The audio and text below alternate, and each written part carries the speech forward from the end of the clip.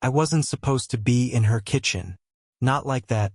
Barefoot, covered in drywall dust, holding a broken light fixture while she stood 3 feet away, watching me in silence. It started with a favor. That's all it was supposed to be. My neighbor, Dave, had called me over to help his sister with some minor repairs. She's visiting for a few weeks, he'd said. You're good with tools, right? I was good enough. Good enough to notice her voice when she first opened the door. Slow, careful, like someone who had learned not to trust first impressions. She looked like she hadn't slept well in a while, but somehow that made her look more alive. She wasn't wearing makeup. Her sleeves were pushed up, arms crossed, and her eyes didn't dart. They held. Her name was Elena. She was Dave's older sister, down from Oregon. Divorced. No kids. She didn't offer that. I pieced it together over the week I came by to fix little things. The old AC panel, the dripping faucet, that stubborn porch light.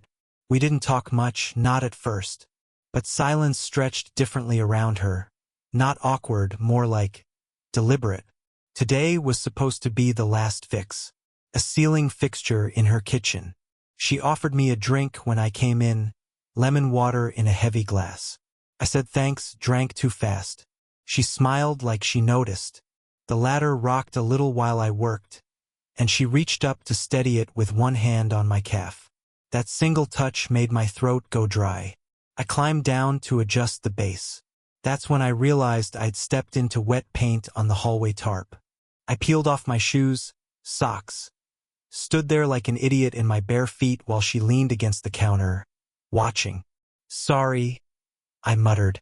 Didn't mean to drag it through your... It's fine, she said softly. It's just a floor. Then, silence again. Her arms were still crossed, but her fingers had curled into her elbow like she was holding something back. I didn't know what to say. My chest was too full of something I couldn't name, not attraction, not yet. Something more careful. I turned back toward the light, holding the broken fixture. I used to watch my ex try to fix things, she said, almost too quietly. He always made them worse. I looked at her. She wasn't smiling this time. Well, I said, voice catching, I'll try not to make that my thing. Another pause. She tilted her head, eyes still on mine. You don't have to try that hard. My hand gripped the fixture tighter. I wasn't sure if it was meant as a compliment or something else. Then she walked forward, just a step, just enough to shorten the air between us, and looked at the light in my hand, not at me. But her voice dropped when she said it. I see the way you look at me. My heartbeat landed in my throat. She didn't smile. She didn't laugh. She just stood there, her voice firm, but her shoulders tense, like she wasn't testing me, just stating something she'd kept inside too long. I opened my mouth to say something, anything, but nothing came out. She turned before I could find the words. Quiet footsteps left the room, left me standing there in her kitchen, holding a broken light, trying to figure out what the hell just happened. She didn't close the door behind her, just left the room, quiet. But I could hear the faint shift of her footsteps upstairs. Slow, deliberate, like she wasn't sure if I'd follow. I didn't. Instead, I stood there like an idiot, gripping the broken fixture, staring at the spot where she'd been standing. My pulse hadn't settled. I see the way you look at me. It wasn't a joke. It wasn't flirtation. Felt more like a confession with teeth. And she wasn't wrong. God, she wasn't wrong. I'd been looking longer than I should have in ways I didn't understand. Not just at her body, though yeah, of course that, but more than that. The way she rubbed her shoulder when she was tired. How she hummed without noticing when she rinsed dishes. How her voice changed when she answered calls from her brother. Tighter, slightly higher, like she was pretending to be fine. There was something about her that made you want to stay longer than necessary. But this was her, Dave's sister, almost 20 years older. She had a whole life behind her. A divorce she never talked about. Scars I hadn't earned the right to look at. She made tea while I fixed things. She never asked me about school, or girls, or what I was doing with my life. She just looked at me like none of that small talk mattered. That's what scared me. She saw too much, and I wasn't sure I deserved it. I set the broken fixture on the counter, wiped my palms on my jeans, tried to decide if leaving now would feel more awkward than staying. The floor creaked. I looked up. She was back. No shoes. No earrings now, I noticed. "Hey," she said, her voice even again, but softer than usual. "Hey." She looked at the counter, then at me. Do you have time for one more thing?" she asked, brushing her hand against her elbow. "Sure," I said too fast. Her eyes flicked up, brief but sharp, like she caught something in my tone. She nodded toward the hallway. "The guest room door sticks. I think it's the hinge." I followed her down the hall. The air back there felt warmer, close.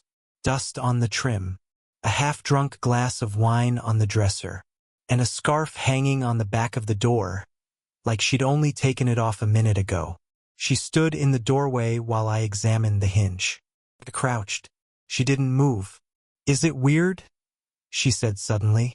I turned to look up at her. "What?" She hesitated. "That I notice." My mouth opened, but nothing good came out. Then she crouched too, close enough that I could feel the warmth of her knee brushing mine. Her hand reached forward, not to touch me, but to point at the hinge. But her fingers did brush mine. Lightly, barely, but enough. I didn't pull away. She didn't either. And before I could stop myself, my voice came out quieter than I meant. "Why did you come back downstairs?" She looked at me. For a second, something cracked behind her eyes. "Because you didn't follow." The hinge wasn't the problem. Not really. A shim in the frame, maybe, or the humidity swelling the wood. But I wasn't thinking about the door anymore. She was still crouched beside me, fingers inches from mine, her breath shallow but steady. I should have stood up, said I'd come back tomorrow, said I forgot my toolbox, said anything that pulled me out of the heat building between us. Instead, I stayed where I was, listening, not to her words. She wasn't saying anything, but to the silence, and what sat inside it. "Elena," I said, just to say her name, just to hear how it sounded in my mouth. She looked at me, really looked. Not the soft glance she used when I made a dumb joke, or the polite smile when I handed her a wrench. This one was direct, curious, a little tired. She opened her mouth, and for a second I thought she was going to say something that would break the air between us completely. But then her phone rang. We both jumped, as if the room had cracked in half. She stood too fast and knocked into the dresser. A glass clinked, almost fell. Her hand caught it just in time. Her other hand fumbled in her back pocket for the phone. She didn't answer right away. "You can take it," I said quietly. She glanced at the screen, thumb hovering. "It's Dave." I looked away, nodded. She answered with that polite voice again, the higher one, the practiced one. "Hey. Yeah, he's still here. No, it's not done yet. I don't know. Maybe another half hour." She turned slightly away as she spoke, like shielding me from something. I didn't know if it was to protect me or herself, but I felt it. When she hung up, she didn't turn back right away. "You should probably go soon," she said. I nodded. "Yeah." But I didn't move. She looked down at her phone, still in her hand. Then she placed it face down on the dresser. "You didn't answer me," I said quietly. "About what? Why you noticed? Why you care?" She pressed her fingers to the bridge of her nose, like she was holding something in. "Because I remember what it's like, being looked at like that, before things change." "What things?" She shook her head, smiled, but it was the saddest one I'd ever seen on her. "Bodies. Time. The way people stop seeing you before you're ready to disappear." I swallowed. My throat was tight. "I never stopped seeing you," I said, then regretted how fast it came out. She didn't speak. She stepped toward me, slow, careful, like testing if I'd back away. I didn't. Her hand reached up, almost touching my face, then paused. Hovered. She was close enough to kiss me. Too close. Too quiet. Then, a knock at the front door. Sharp. Impatient. She flinched. Her hand dropped. We stared at each other. Nobody moved. And in that breathless space between knock and reaction, the question hung between us. She didn't answer the door. We both stood there, waiting for the knock to come again. Didn't. Whoever it was, they were gone. Or maybe they'd seen something through the window. Maybe they'd sensed the way the air between us had changed. Maybe that's what guilt felt like. Being watched by something you couldn't explain.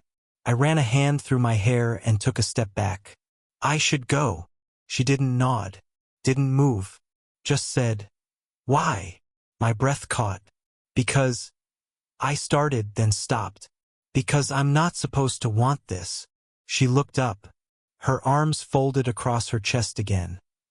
Not in defense this time, but like she was holding herself together.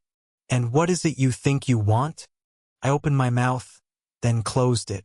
The question wasn't fair. Or maybe it was too fair. I didn't know if she was testing me or protecting herself. Maybe both. "You," I said finally. Quiet. Honest. Like it hurt to say. A pause. Her lips parted slightly. Just the smallest breath, barely a reaction. "You don't know me," she said. But the way she said it, it wasn't a rejection. It was a warning. "I've watched you patch drywall while you hum songs you don't know the lyrics to," I said. "I've seen you pause before you answer Dave's calls. Like you have to switch on a different version of yourself. I know you drink your tea too hot and hate silence unless you're the one who makes it." Her eyes flickered.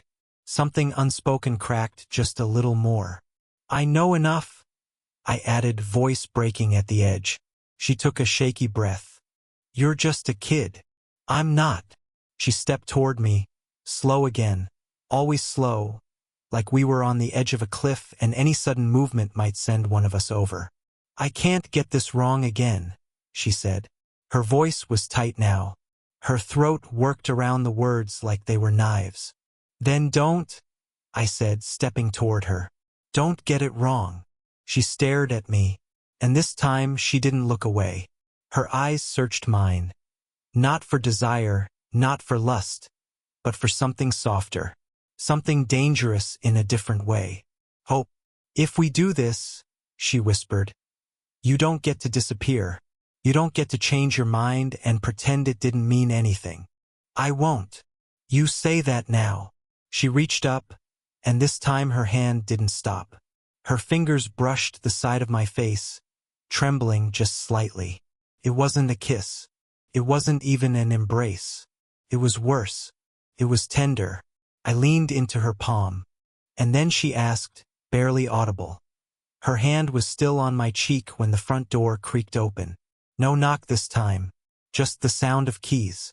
Then, "Hey, Elena? You in here?" It was Dave. Her brother. My neighbor. Her hand dropped like I'd burned her. She stepped back fast, eyes wide, throat tightening with panic, but not surprise. "He has a key?" I whispered. She nodded once, already moving, straightening her sleeves, wiping her palm against her jeans like it still remembered my skin. I stood frozen in the hallway, back to the guest room door, heartbeat crashing through my ears. I should have left when I said I would. "Elena!" Dave's voice again, closer now. "Garage lights out again. You got a bulb or oh?"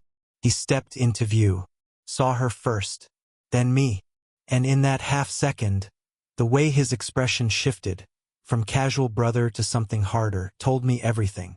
He knew. Not everything. Not what almost happened. But enough. He looked between us, then back at Elena. "Didn't know you were still fixing stuff," he said. Too calm. Elena smiled, not the real kind. "Just a hinge." His eyes landed on me. "How long you been here?" I opened my mouth. "Useless. Couple hours." He gave a slow nod. "Right?" The silence that followed wasn't empty. It was loaded. Then he turned to his sister. You okay? I'm fine, she said, but her voice caught on the second word. He stared at her for a long moment, then at me. Mind giving us a minute? I looked at Elena. She didn't say anything, but the way she avoided my eyes?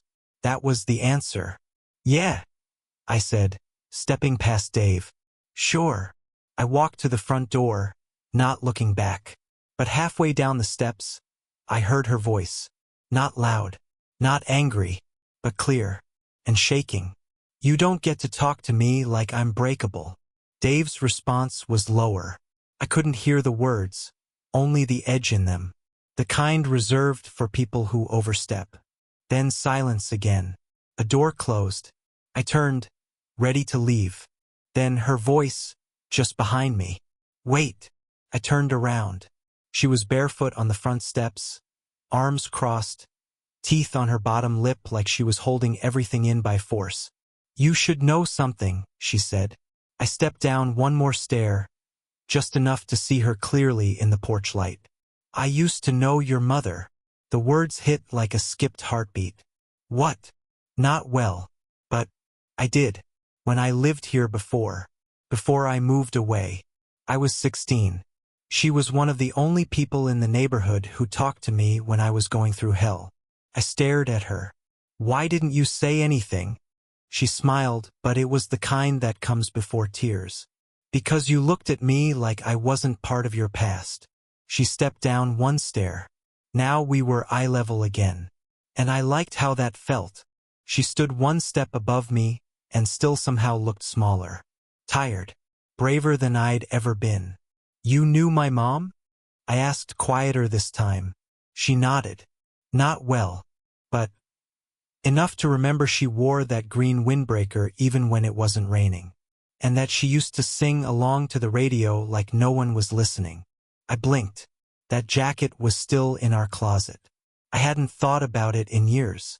I used to sit on my front steps just to hear her voice, Elena said. Not her words, just her tone. It made everything feel less heavy. She looked down. That was before I left. I stepped up one stair. Why'd you leave? Because no one saw me here, she said. Not the way I wanted to be seen. Then she looked at me. Until now. There it was. The thing she hadn't said since the beginning. I do see you, I said. She smiled, not politely this time. Not to cover something up. I know. The porch light buzzed above us. Somewhere in the neighborhood. A dog barked once and went quiet. The world kept moving around us, and somehow it made the moment more real. I ran a hand over my mouth. So what now? She shrugged. Small. You'll go. Probably. That would make sense. That what you want? Her mouth opened, then closed again. She looked away. What I want isn't simple. Try me. She didn't answer right away. Then finally, I don't want to be someone you remember as a mistake. You won't be, I said. You're not. I paused, then added. But if you ask me to go, I will. I won't make you ask twice. That was the closest I could get to giving her control without giving her distance. She didn't move. Her fingers played with the hem of her sleeve. Her breath stilled. Then she said it. I'm scared of how much I want you to stay. I didn't breathe. She stepped down the last stair, and now we were so close I could feel the cold from her bare feet on the porch boards. You're not a mistake, I whispered. You're the first thing in a long time that doesn't feel like one. Then her hand reached for mine. Not to pull, just to hold. I can't promise I'll be easy, she said. I almost laughed. Not because it was funny, but because it broke something tight in my chest. I don't want easy. Her forehead leaned into mine. No kiss. Not yet. Just the weight of two people finally done pretending. The porch light flickered once. Then steadied. She whispered, Then stay. I stayed.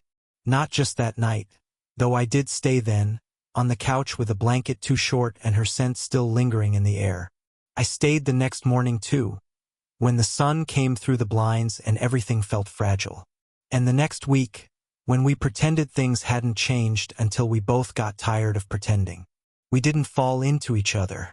We edged into it, careful, hesitant, but honest. Dave never brought it up and we didn't offer. Sometimes he'd glance at me longer than necessary, like he was waiting for me to screw it up, but he never said I couldn't see her. Maybe he knew he couldn't stop it. Maybe he knew her better than I did. What changed? Everything and nothing.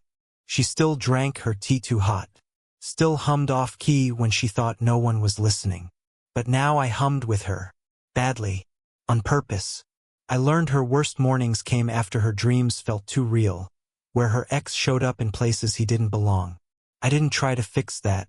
I just sat close, held her hand, and let the silence be hers. And me? I stopped hiding behind the excuse of being too young. She didn't make me feel older. She made me feel real. Like my thoughts meant something. Like wanting someone didn't have to come with shame. She taught me that intimacy wasn't always loud. Sometimes it was folding laundry together in a quiet room. Sometimes it was sitting across from each other with nothing to say, and not needing to say anything at all. One afternoon, she looked at me over a cracked coffee mug and said, "You know what scares me?" I shook my head. "That one day you'll wake up and realize this was just a phase." I reached across the table, touched her wrist. "It wasn't a phase the first time I saw you brushing your hair out of your face with a paintbrush in your other hand," I said. "It wasn't a phase when I watched you rebuild a cabinet without swearing once." I paused. "It's not a phase if I'd still pick you at 46. Or 56. She didn't say anything, but her eyes glistened. That was enough. We never rushed it. No declarations scrawled on napkins. No candlelit speeches. Just days. Just moments. And slowly what started as off-limits became ours. So yeah, she was my neighbor's sister. Twice my age, almost. And somehow the only person who ever really saw me. Not for what I might become, but for who I already was. And I saw her too. Not as something broken or older or off-limits. Just as Elena. The woman I was always gonna fall in love with, even if I didn't know it yet. Headphone, did you enjoy the story? What kind of stories would you like to hear next? Forbidden love, second chances, slow burn heartbreak, or something completely different?